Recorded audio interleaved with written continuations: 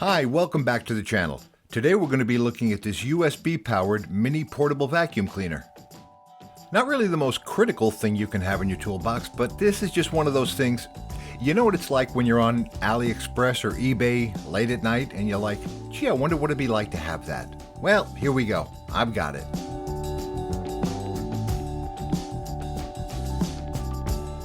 I think when I bought this, the cost was right around $8 or $9. Now I think it's gone up a couple of bucks since then, but it's, even for a couple of more dollars, it's still kind of an interesting little piece.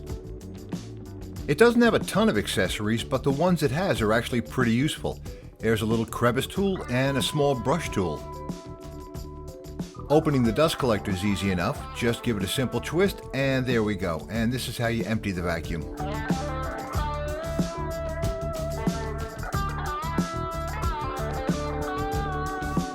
I think a lot of these different inexpensive USB vacuums probably come with different accessories. This particular one came with two different filters, a fine and a coarse. This is the, you can see them both there, the coarse I'm holding and the fine I just put in. To fit either the brush or the crevice tool, it's just a simple press fit, and even though it's a very cheap little vacuum, it feels like it's decent quality.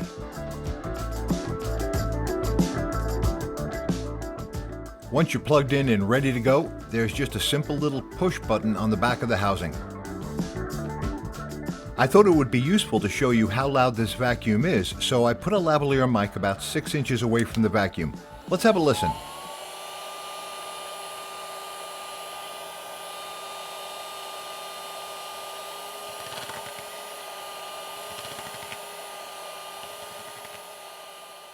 And this time using the brush. I didn't think there'd be a big difference, but well, what the heck, let's test it anyway.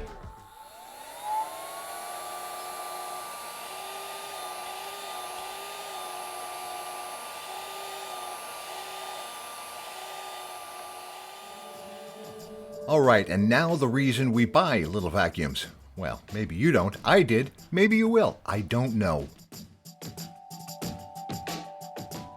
Here I've sprinkled a little bit of Scenic Express, their Superleaf product, on short sections of HO, N-scale, and Z-scale track. And I think this is why you'd use a vacuum like this if you do pick one up, for pinpoint cleaning so you don't damage any of your scenery. Now this Superleaf is a very light material, and I think that's probably what you'd use a little vacuum like this for, not for a heavy-duty job, but again, just for this kind of pinpoint cleaning. Now here I'm switching out the crevice tool for the brush tool because there's always going to be little gaps between the rail and the roadbed itself, and with the brush you can really kind of dig in there and get everything out.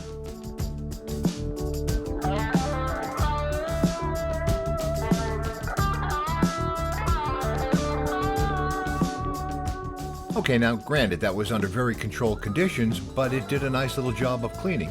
So let's open the vacuum up and see how much material we've got here. Now I should mention also, I did use the coarse filter. We will get to the fine filter in just a moment.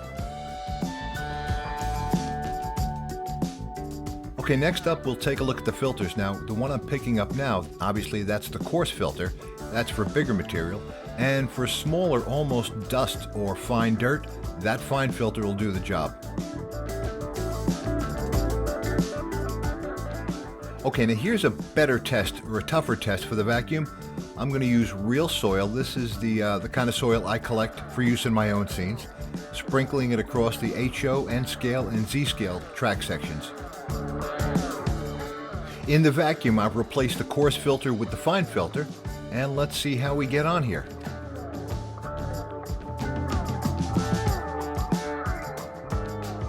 Boy, I've got to say, I'm kind of impressed with this little thing. Now again, if you had a ton of dirt, real soil on your layout, you wouldn't use this, but for that, the pinpoint cleaning, I think I can't stress that enough. This vacuum is ideal for pinpoint cleaning, and it handled the soil pretty well. Now here again, I've replaced the crevice tool with the brush just to really get in there and get any bit of loose soil out from underneath the rails. And we're cleaning up pretty nicely here.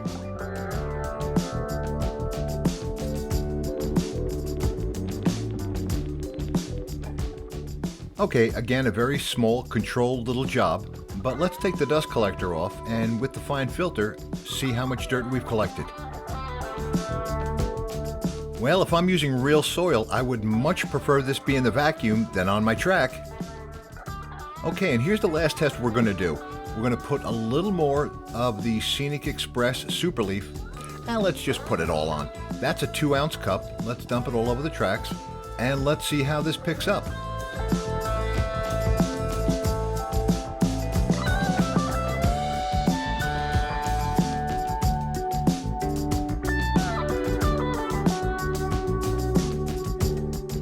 Not too bad. We're getting on pretty good here. Now again, it's only 2 ounces and it is the lighter synthetic material, not real soil. But still, this is doing a pretty nice job.